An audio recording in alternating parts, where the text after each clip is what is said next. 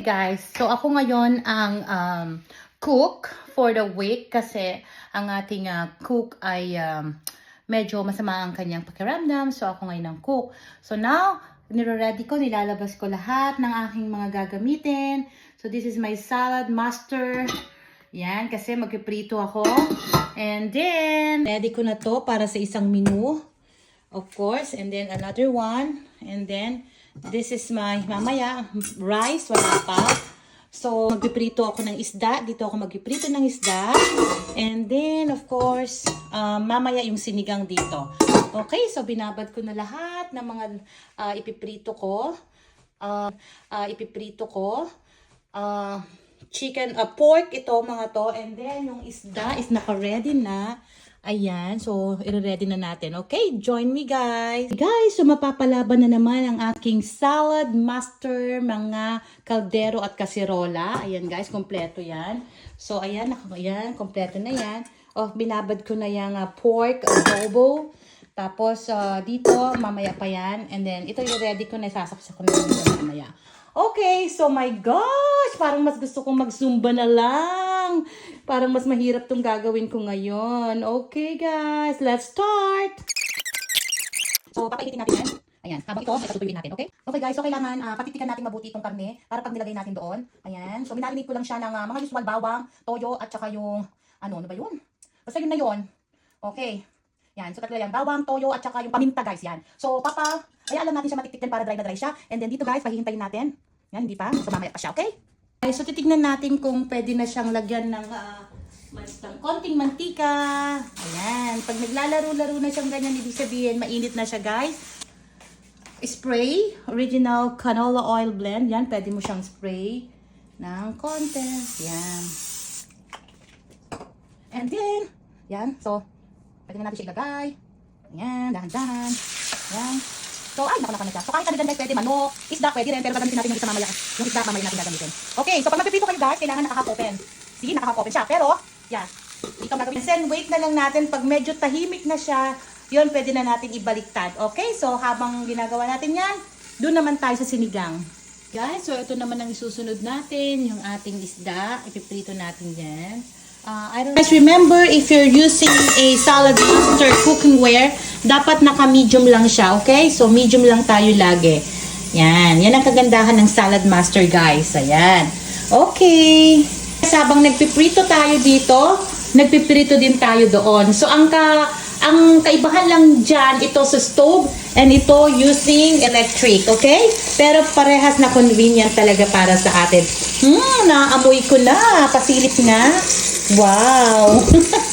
Okay guys, so habang hinihintay natin yung piniprito natin doon, so ayusin naman natin yung mga gagawin natin sinigang. Ayan, syempre, hugasan mabuti. Of course, ang dami naman itin. Ayan, meron pa dito. Lahat yan, iprito na natin. Syempre. Ayan. So, isa dito. So, hindi ko alam kung ano ito pag-iisipan ko. Pork belly cut. So, tignan ko kung anong gagawin natin dito. So, dyan muna yan, okay? Diyos ko guys, sana perfect. Okay guys, ayan na. Atin na siya, diba? Pork cut. Ayan natin.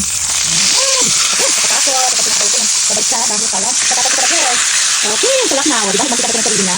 Guys, ang next natin ay habang naghintay tayo dyan ay ito. Ay, punyesa, nahulog. Guys, huwag ka kasing kontra dyan. Ayan, patutuyuin natin siya ng yung ating fried chicken. Ayan, pupunasan natin. Ayan, ng paper towel. Yan guys, matigas yan, matigas. Pero dahil sa salad master, kayang-kaya na iprito yan. So after nyan, lagyan natin ng seasoned salt. Yan lang po, wala namang kung ano pang katutu. Ayan, ayan. Ayan, depende sa inyo kung paano kadami. Ayan, ano ba yan? Suday. Ayan na, ayan. Ayan, so, ayan. So yung marinig mo lang siyang, actually parang yan na siya. Matigas yan guys, pero yan ang kagandahan ng salad master. Kahit na frozen pa siya, pwede mo na siyang iprito. Okay? Guys. Ayan. Okay, one down. So meron pa tayong tatlong iluluto. Okay, sabi na. Okay, so kapag naka-record ng siligang, naku, paano ba i-fetch? Ayan guys, meron na tayo dyan. So ito, diwa-diwa. Ayan. Parang madali pa magsumpa guys, kaysa magluto. Ayan, sarap kumain, may magluto. Guys, so tahimik na siya. Ibig sabihin, pwede na siyang hanguin. Siyang kunin. Oo, diba? Tamang-tama lang. Ayan. Okay, ayan, ito dyan. Okay. Ayun. So, ang sunod naman natin guys ay itong ating minarinate batch. Ayan. Oh my gosh, ang hirap ng bunin. Ayan. So, ayan guys, ito muna, ganyan. Ayan. And then, we have one more. So, ito muna yan. Ayan. Sa akin guys, pinagkasama-sama ko na. Yan yung pinagkasunod ko na kasi. Para guys, so ayan, at least nakalkal ko ang ref namin. Nakompleto ko ang Rekado ng sinigang. Kung meron tayong hanapin, ito yung sa silip, tapos kamatis. Lalagyan ko na dito kasi sa magulong. And then meron nakita dalawang pirasong gabi. So I love it. So yan. Pagkatapos kumain natin yan, lalagyan lang natin ng asin. And that's it. Meron na tayong sinigang. Okay? So we're waiting. Dahil naman, lalagyan natin ito mamaya dito. Ay matawag dito. Basta yun nun. Ihahalo ko siya ulit mamaya. And then we're still waiting for the chicken. And then whoop!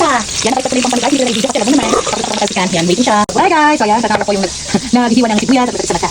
Ayan. So malapit na ang ating sinigang. Okay. So lalagyan natin ng kamatis pa. Okay? And then we're done. Okay guys, so ito, naprito na itong isa. One down. Ayan, so lagyan natin yan. Ayan. And then, doon. So, ito namang isa, pero lagyan muna natin ng asin. Ayan. Ayan. Okay. My gosh. Ayoko matalsikan guys, kaya dahan-dahan. Ayan. Ayan. So, dahan-dahan ang technique para hindi daw ayan, matalsikan. So, up, open again. And then, wait tayo ulit guys. Malapit na. Okay guys, so yung kangkong naman. Ito yung lalagay natin sa sinigang. So, ayan. Ayan. Oh! Guys, so ito na yung ating, lalagyan na natin. Ayan. Okay, maganda guys, nabugas ng kamay. Okay guys, so ayan na, sabay-sabay na sila. Yan, so ang kagandahan guys, pagka yung kulang yung stove nyo, so 3 lang or 4 lang, meron kang pwedeng gamitin, di ba? Ayan, kasi nakasaksak siya. So, ayan, malapit na. Hinihintay na lang natin. So, pag nanahimik na siya, hindi na siya majingay, lutuers na. So, ito, nagpahabol ako ng mac and cheese para kay Ronica. And then, ito yung sinigang. Ito yung pampano. Ayan. Pinakalas na gagawin natin ay magluluto tayo ng rice. So, ito ang aming rice dito. Okay, ito ang ayan. Ay, so ito na yung atin. 2 gatang lulutuin natin. Basmati rice. So, ayan. So, kukunin natin, So, ito yung ginagamit natin, guys. So, ito yung pinaka-rice cooker natin. Sa Salad Master, pwede natin dito rin tayo magsigang, pwede din tayo mag-adobo, lahat-lahat. 5-in-1 ito, guys. Okay? So, napakaganda. At ang kagandahan nito, pwede siyang mabasa. Yan. So, pwede mo siyang ilagay dyan lahat. And then, okay. So, waterproof siya. Kahit na yan, guys, hindi yan kahit mabasa yan, okay lang. Okay? Okay. Yan tayo, guys. Habang niluluto natin itong mac and cheese. So, ayan. Ayan. Sabay-sabay na yan, guys. Para makatapos na, makapagsumba na. Okay, na makaligo na. Today is Sunday. So, tomorrow, Monday again. Kaya kailangan na namin iluto lahat ang aming mga food lalo. Okay? Guys, so ayan na. Yung mga ready na yan. So, gagawin na lang natin is isi-set natin yung time. Ayan, temperature. And then, ayan, guys. So, RC2, lalagay natin RC2 at bahala na siya, maluluto na siya, guys. So, pwede ka na magsumba habang nagluluto, pwede kang manood at maluluto na lang ito ng sarili niya, okay? Ayan. Okay, guys, luto na yung cheese, mac and cheese. Okay, guys, this is it. My sinigang. Sinigang na baboy yan, guys. And then, of course, ang aking pinakamahirap na niluto, mga prito. Ayan, this is fried chicken from Salad Master. Ayan, and then, yung sa kanina, ginawa ko siyang pork steak. Ayan. Okay guys, so my gosh, so kailangan ko talagang magsumba na kasi kakain na uli ako mamaya ng aking mga niluto. Okay guys, so wala yung aking taga-sayaw dito kasi nagpapahinga doon.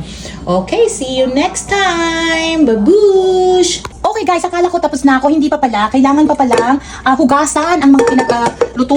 So, ito ang kagandahan sa Salad Master guys, napakadaling hugasan, napakadaling linisan. So, yung mga oil niya, tatapon mo siya syempre doon sa isang lalagyan. And then, ang gagawin mo lang guys, kukuha ka ng paper towel. Yun, binabad ko kasi yun yung pinaglutuhan. So, pwede kang gumamit ito, punasan mo lang siya dyan. And then, syempre, just a regular dishwasher. And then, that's it guys. So, maghuhugas muna ako ng plato. Ay, I'm sorry. Tapos na yung plato, hugasan ko na. Ito na lang mga pinaginamitan ko. Okay, syempre, lilinisan pa natin yun para malinis bago tayo maghayahay.